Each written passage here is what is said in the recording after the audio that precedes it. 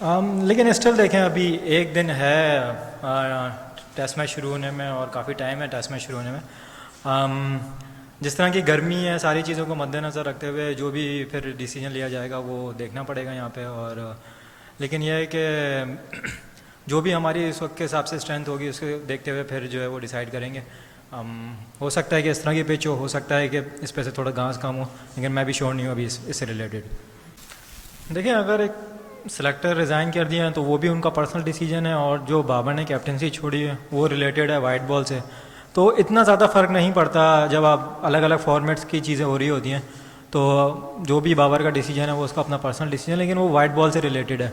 फ़िलहाल red ball की team है तो इतना कोई फ़र्क भी नहीं पड़ा ना, मेरे ख्याल में ये बात हमने कहीं डिस्कस की होगी आपस में एज अ ग्रुप भी, तो काफ़ी अच्छा मोरल है। और लेकिन ये कि ये तो डिस्कशन में भी नहीं आई ये चीज़ें।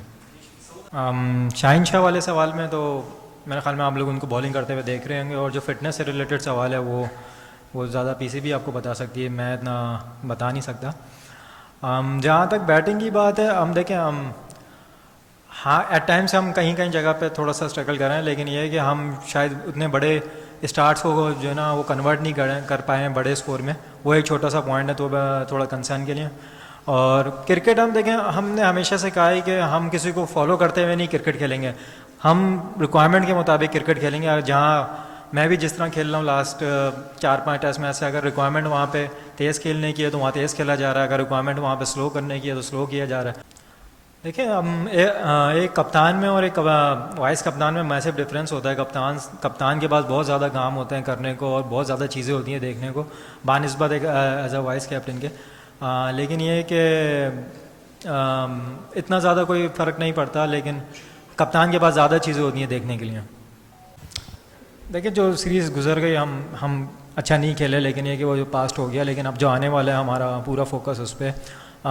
इंग्लैंड हमेशा से आपको पता है कि अभी वो बहुत ज़्यादा अटैकिंग क्रिकेट खेलते हैं, तो जितना वो अटैकिंग खेलते हैं तो उसमें से बहुत ज़्यादा अपॉर्चुनिटीज़ भी होती हैं कि आप वहाँ पे जो है उनको पकड़ सकें। तो यही कोशिश करेंगे कि जहाँ वो उनसे ज़्यादा अटैकिंग करते हुए गलतियाँ करवाएं और उन गलतियों का फ़ायदा उठाते हुए फिर हम मैच में रहें। जी बिल्कुल, अगर आप लास्ट सीरीज़ भी देखें जो हम इंग्लैंड से खेले थे, कोई मौक़ों पे हम बहुत ज़्यादा करीब थे। आप रावलपिंडी वाला टेस्ट देखें या मुल्तान वाला टेस्ट देखें, हम बहुत ज़्यादा करीब थे मैच जीतने के, हम वहाँ फिनिश नहीं कर पाए थे।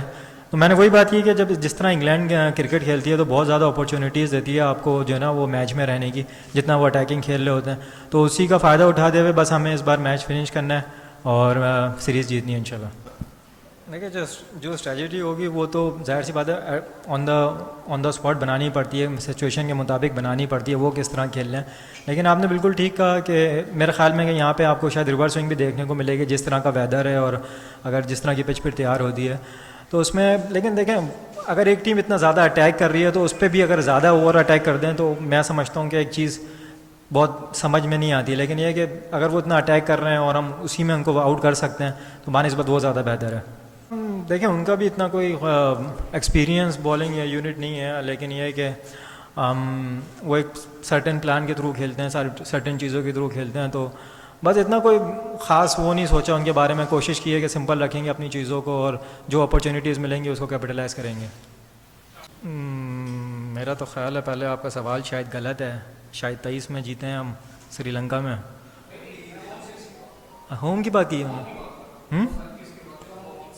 अच्छा भाई मैं तो नहीं समझता इस तरह की चीज़ें ग्रुप में एज अ टीम में होती हैं। देखें हारते हैं तो बहुत चीज़ें आती हैं बाहर इस तरह होती है, लेकिन ओवरऑल जिस तरह टीम का मोराल देखा जाए तो जिस तरह की मैंने अभी बात की, जिस तरह की बैकिंग मिली है एज अ कोच की तरफ से, एज अ कैप्टन की तरफ से, तो मेरे ख्याल में हमारी और ज़्यादा रिस्पॉन्सिबिलिटीज़ है कि अब हमें डिलीवर करना है। और एज सच कोई ग्रुपिंग नहीं है टीम में और बहुत अच्छा माहौल है, लेकिन यह है कि अभी राइट टाइम है हमें डिलीवर करने के लिए।